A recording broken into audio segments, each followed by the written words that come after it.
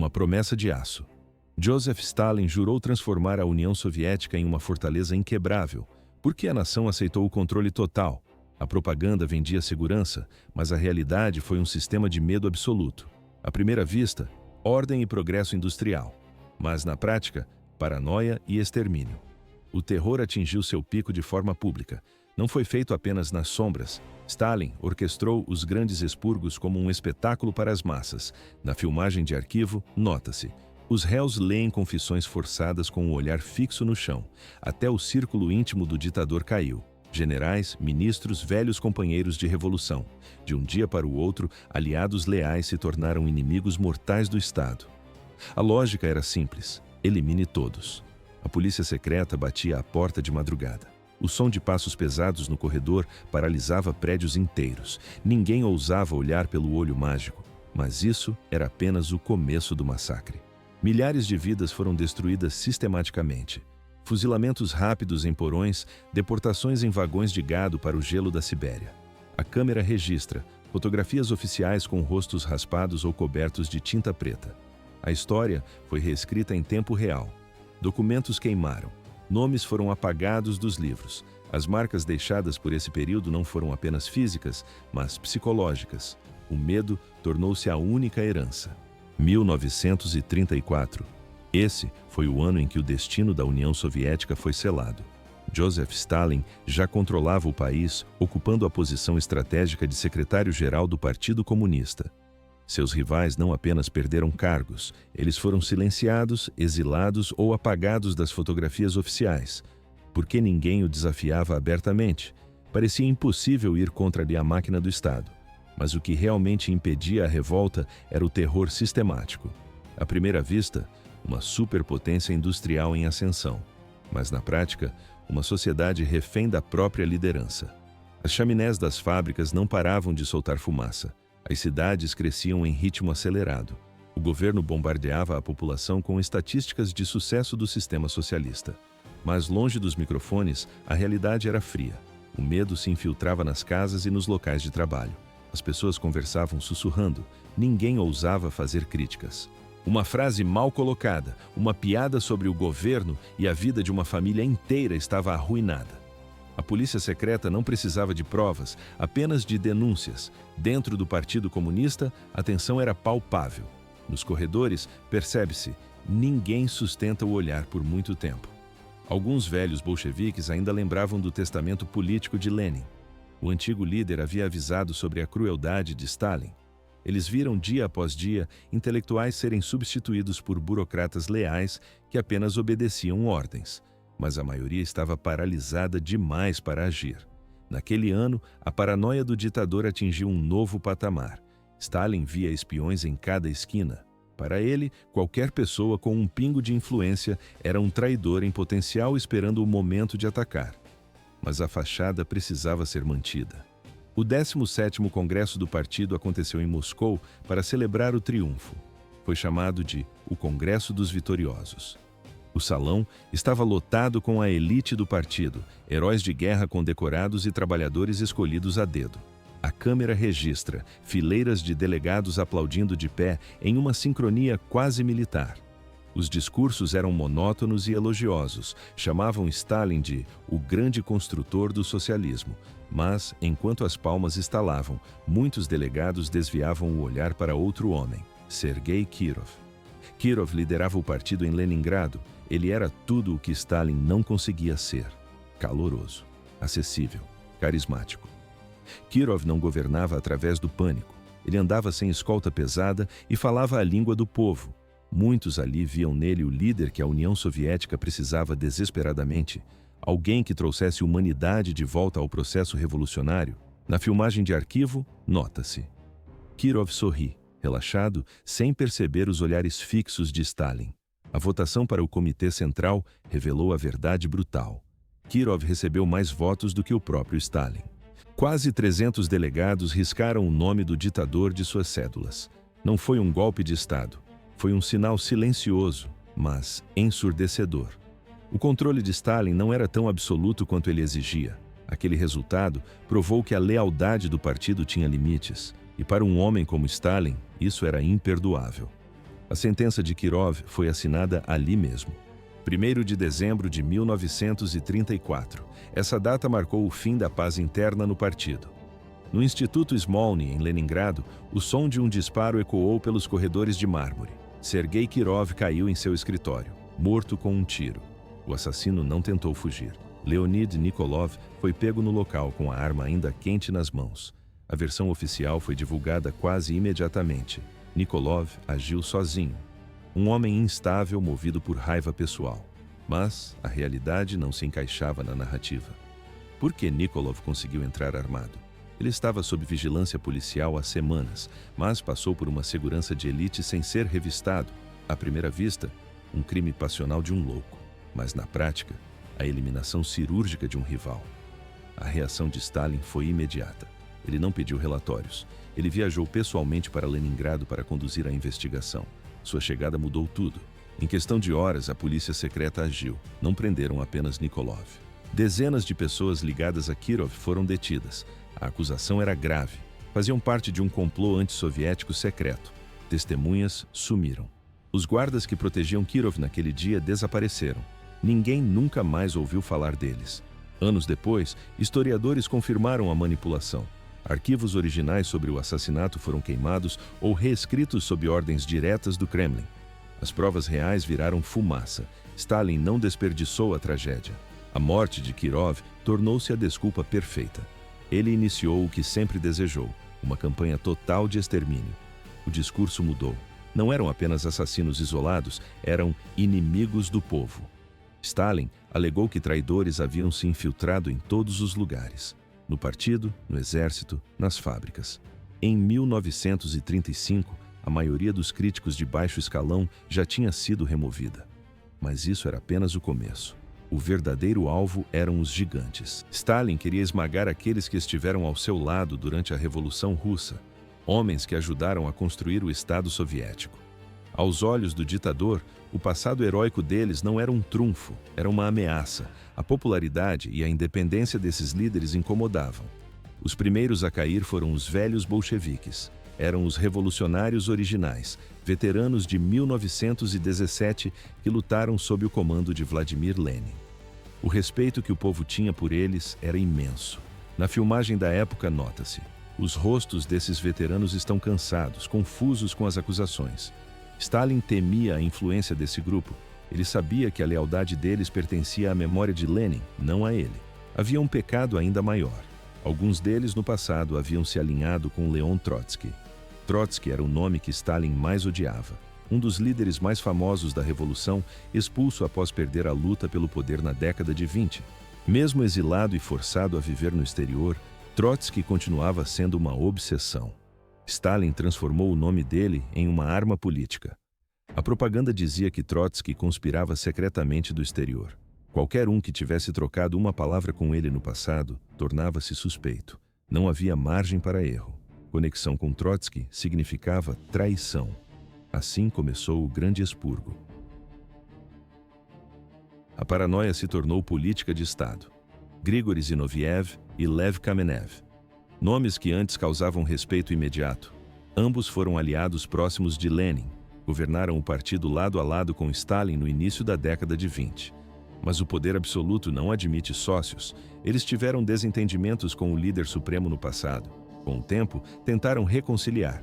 Acreditavam que a cooperação e a submissão garantiriam a segurança física. Estavam errados. Por que a lealdade renovada não foi suficiente? Parecia a escolha lógica para sobreviver. Mas na mente de Stalin, a deslealdade passada era uma mancha permanente. Não havia borracha para ter a história.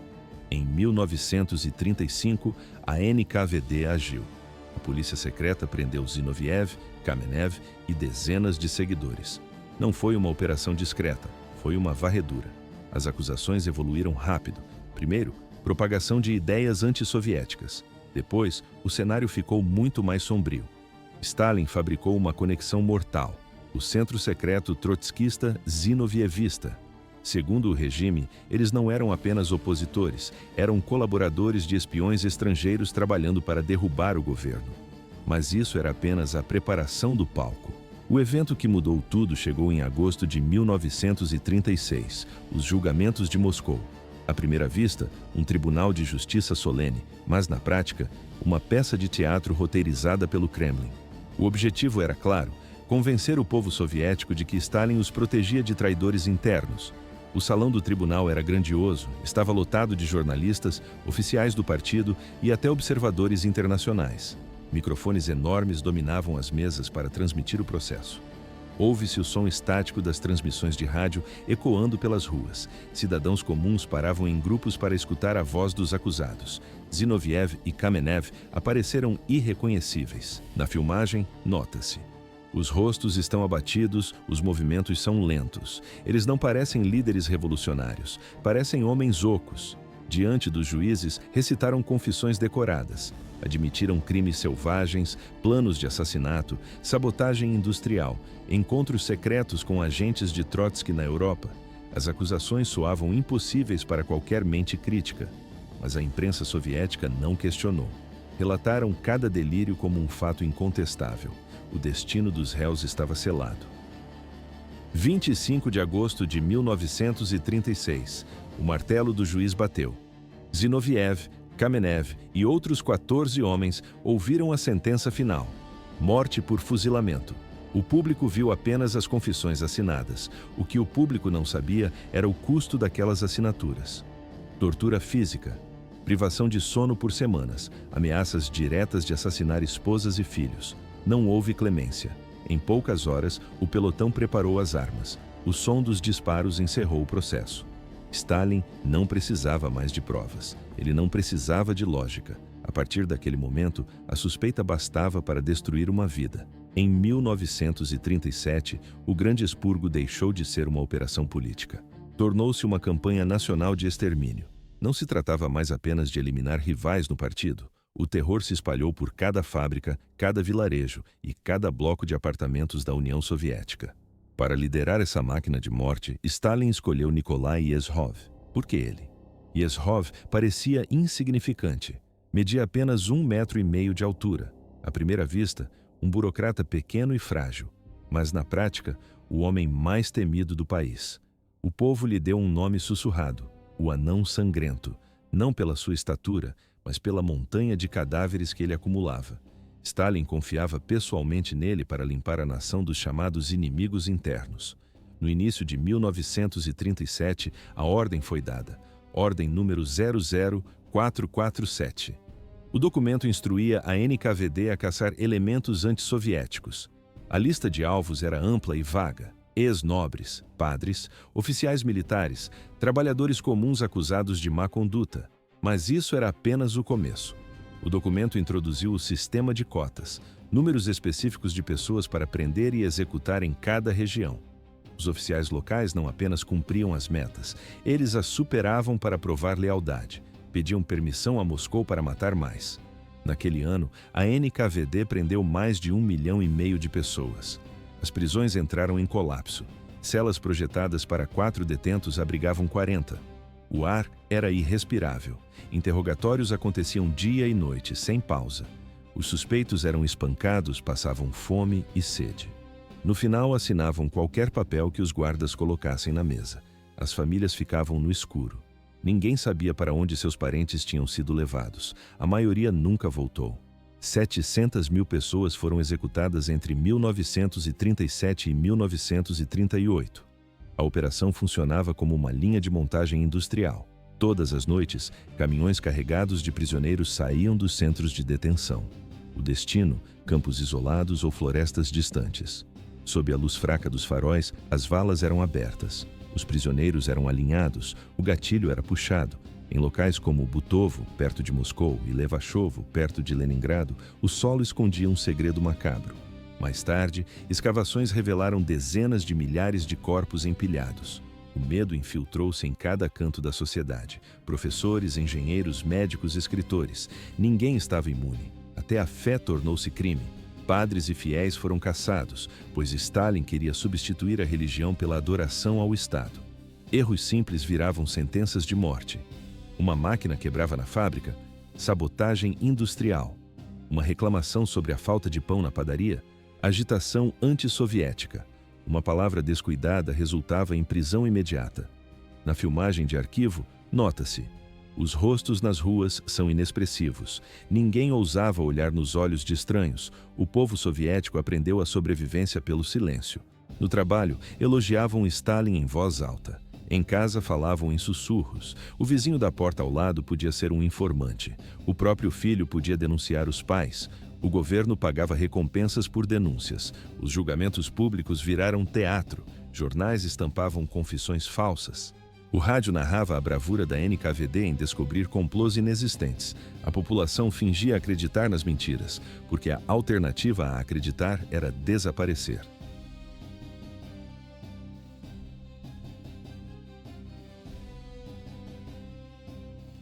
Junho de 37. O terror atingiu seu ponto máximo em Moscou.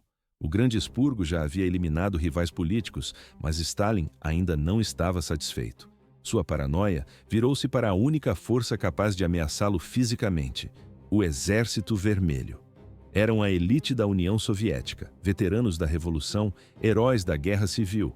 Mas, para o ditador, medalhas não significavam lealdade, significavam perigo.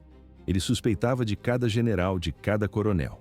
Acreditava que o alto comando tramava nas sombras. Por que destruir a própria defesa nacional? Parecia um suicídio estratégico diante da ameaça nazista, mas o medo de um golpe interno era mais forte que a lógica militar. Stalin convenceu-se de que a Alemanha estava infiltrada nas fileiras soviéticas. Ele não buscou evidências reais, ele simplesmente ordenou que elas existissem. O alvo principal tinha nome e patente: Marechal Mikhail Tukhachevsky. Ele era o Napoleão Vermelho, jovem, brilhante, respeitado por modernizar as táticas de combate. A tropa o idolatrava, mas sua competência foi sua sentença de morte. A armadilha fechou rápido. Tukhachevsky foi preso sob a acusação de ser um espião alemão. A narrativa oficial dizia que ele organizava um golpe com ajuda estrangeira.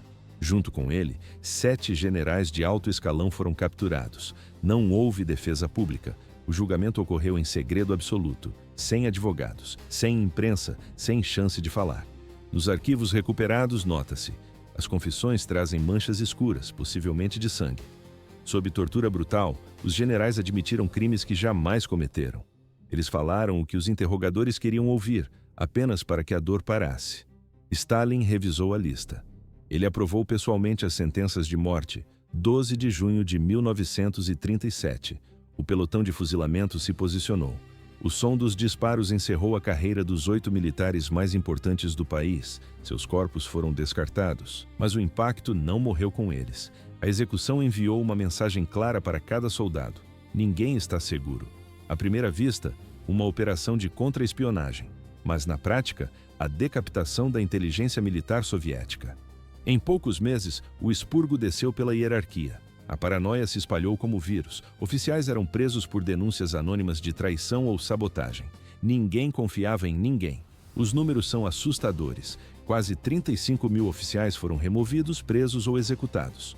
O Exército Vermelho perdeu seus líderes mais experientes. Academias militares fecharam as portas ou foram preenchidas por substitutos sem treino. Postos de comando foram ocupados por homens leais, porém incompetentes. Nas fotos oficiais da época, vê-se rostos de comandantes antigos apagados com tinta preta. O medo substituiu a disciplina. Comandantes sobreviventes tinham receio de tomar decisões independentes. Qualquer erro poderia ser visto como traição. O exército tornou-se um gigante paralisado. Assim, Stalin garantiu seu poder absoluto sobre as ruínas de suas próprias forças armadas. –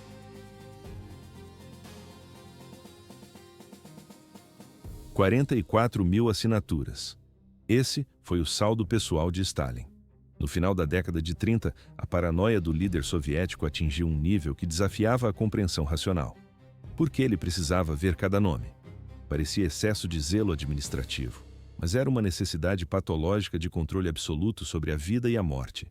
Stalin não delegava o extermínio, ele o centralizava. Documentos posteriores revelaram o método macabro. Ele sentava em sua mesa, pegava a caneta, marcava aprovar ao lado de um nome. Aquele gesto simples significava o fim. Ele aprovou pessoalmente a execução de mais de 44 mil indivíduos. Nos arquivos, vê-se a caligrafia rápida e decisiva nas margens dos papéis de condenação. Ninguém estava a salvo, nem os mais leais. Alexander Poskrebyshchev serviu Stalin fielmente por anos, era sua sombra. Mas quando a esposa de Poskrebyshchev foi acusada de conduta antissoviética, o secretário não pôde salvá-la. Stalin permitiu a prisão, assinou a sentença, não moveu um dedo para impedir o fuzilamento. O medo atingia até o próprio sangue do ditador. Seu cunhado, Stanislav Redens, antigo chefe da NKVD, teve o mesmo destino. Foi preso durante os expurgos, foi interrogado, foi executado. Mas a morte rápida era um privilégio.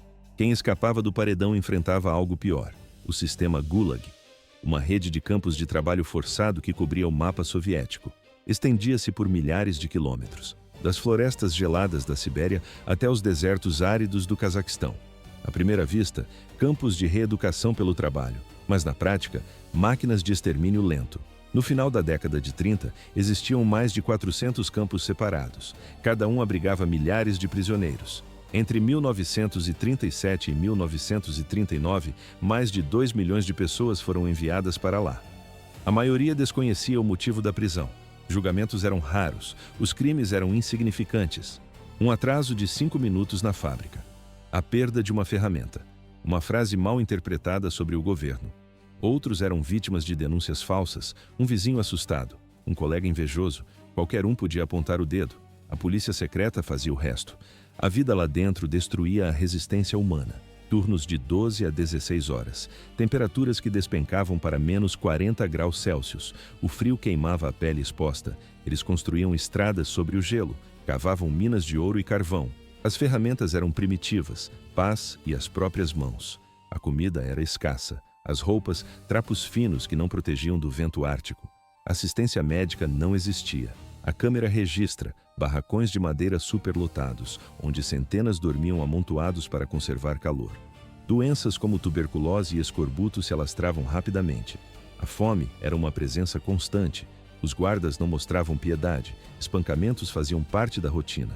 Se um prisioneiro diminuísse o ritmo, o castigo era imediato, um tiro na nuca, ou ser deixado do lado de fora para congelar até a morte. Alguns lugares eram sinônimo de inferno. Kolyma, no extremo leste siberiano. O nome causava arrepios. Prisioneiros mineravam ouro no solo permafrost. A exaustão e o congelamento matavam em meses. Vorkuta, dentro do Círculo Polar Ártico. Lá, extraía-se carvão na escuridão eterna do inverno polar. As taxas de mortalidade desafiavam a lógica. Em Kolyma, quase 30% dos detentos morriam a cada ano. O Gulag não servia apenas para prender, servia para quebrar, destruir o indivíduo física, mental e espiritualmente. O objetivo final era o controle total. Ao espalhar o terror e a incerteza, Stalin garantia o silêncio. Ninguém ousava levantar a voz. O medo se tornou a lei. Março de 1938. Os expurgos atingiram seu ponto mais crítico. O chamado Julgamento dos 21 não foi apenas um processo judicial. Foi o grande final, uma demonstração pública e brutal do poder absoluto de Stalin. Desta vez, os réus não eram burocratas comuns, eles eram a elite restante do Partido Comunista. Entre eles estava Nikolai Bukharin, um homem que já foi o aliado mais próximo de Lenin, uma das mentes mais brilhantes dos primeiros anos soviéticos. Ao lado dele, Alexei Rykov, um ex-primeiro-ministro. E o mais irônico de todos, Genrikh Yagoda, o próprio homem que construiu e liderou a NKVD antes de ser substituído por Yezhov. O arquiteto do terror agora estava sentado no banco dos réus. O caçador virou caça. O julgamento começou e o tribunal se transformou em um teatro macabro. Câmeras registravam cada palavra para os noticiários estatais. Promotores liam listas intermináveis de crimes falsos, espionagem, traição, sabotagem. Na filmagem, nota-se: os homens estão exaustos sob as luzes fortes. Meses de interrogatório quebraram suas vontades. Eles mal conseguiam ficar de pé. Assim como os réus anteriores, eles confessaram. Admitiram tudo o que foi exigido. Para quem assistia, a farsa era óbvia. Mas ninguém ousava dizer isso em voz alta. O medo silenciava qualquer dúvida. O país inteiro foi forçado a assistir. Era um aviso claro.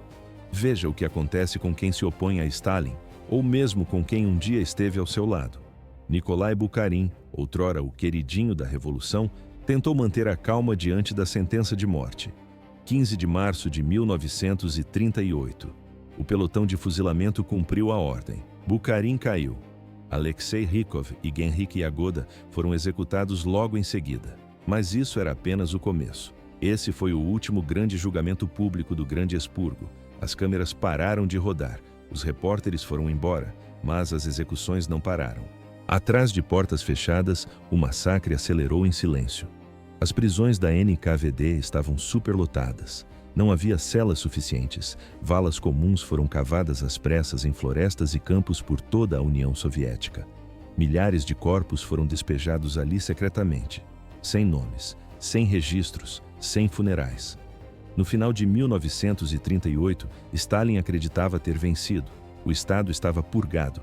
Todos os rivais estavam mortos. Ele estava no topo, sozinho e intocável. À primeira vista, um triunfo político. Mas na prática, um desastre nacional. O caos se espalhou. A economia começou a colapsar. Fábricas não cumpriam metas porque seus gerentes haviam sido fuzilados. O exército estava decapitado, sem generais experientes. O povo vivia paralisado pelo terror. Até os aliados estrangeiros começaram a questionar o que acontecia dentro da União Soviética. Para proteger sua imagem, Stalin precisava de um culpado. Alguém tinha que pagar pelo excesso de violência e pela desordem. Por que Stalin atacaria seu executor mais leal? Nikolai Yezhov fez tudo o que lhe foi pedido. Mas no mundo de Stalin, a lealdade não garante a sobrevivência. Stalin acusou Yezhov de abuso de poder. A narrativa mudou. Agora, Yezhov era o vilão que havia distorcido a justiça socialista. Stalin alegou que ele foi longe demais, matando inocentes e criando o caos. A verdade não importava. Em novembro de 1938, a queda veio rápida. Yezhov foi removido silenciosamente. Em seu lugar entrou Lavrentiy Beria, um oficial da Geórgia, calculista e implacável, que esperava essa chance há anos. Beria começou a revisar as ações de Yezhov imediatamente. Fingia restaurar a ordem, mas mantinha as mesmas práticas brutais nos porões. Em abril de 1939, Yezhov foi preso. O homem que antes decidia quem vivia e quem morria, agora estava acorrentado. Ele foi torturado por meses. Os interrogadores o forçaram a confessar. Traidor, espião, inimigo secreto de Stalin. Ele assinou tudo. Fevereiro de 1940. A execução aconteceu em um porão úmido, um tiro na nuca. No quadro, as fotos oficiais do partido foram alteradas. Técnicos de imagem apagaram a figura de Yezhov ao lado de Stalin. Seu nome foi removido dos livros de história. Ele não apenas morreu, ele deixou de existir. 1.200.000 pessoas. Essa é a estimativa conservadora dos mortos. Por que a campanha de prisões finalmente desacelerou? Parecia que o expurgo duraria para sempre, mas o dano estrutural já estava completo. Os historiadores apontam esse número, mas muitos acreditam que a contagem real seja muito maior. A grande limpeza estava tecnicamente chegando ao fim. As ordens de execução diminuíram, mas o custo humano era incalculável. Famílias inteiras foram destruídas. Crianças cresceram em orfanatos estatais, muitas vezes sem saber seus sobrenomes reais, porque seus pais haviam sido executados ou enviados para campos de trabalho forçado. Não foi apenas uma tragédia pessoal, foi um colapso demográfico local. Aldeias inteiras perderam seus homens em idade ativa. Regiões vastas ficaram sem médicos, sem professores e sem líderes locais. O tecido social da União Soviética se rompeu. À primeira vista, o Estado continuava funcionando, mas na prática, as instituições estavam ocas. O exército perdeu a maioria de seus oficiais experientes, o governo foi preenchido por burocratas aterrorizados, incapazes de tomar decisões independentes. Fábricas, universidades e centros de pesquisa perderam seus cientistas mais brilhantes. Engenheiros e pensadores desapareceram da noite para o dia. Vozes criativas foram silenciadas ou eliminadas fisicamente. Mas isso era apenas o começo do problema.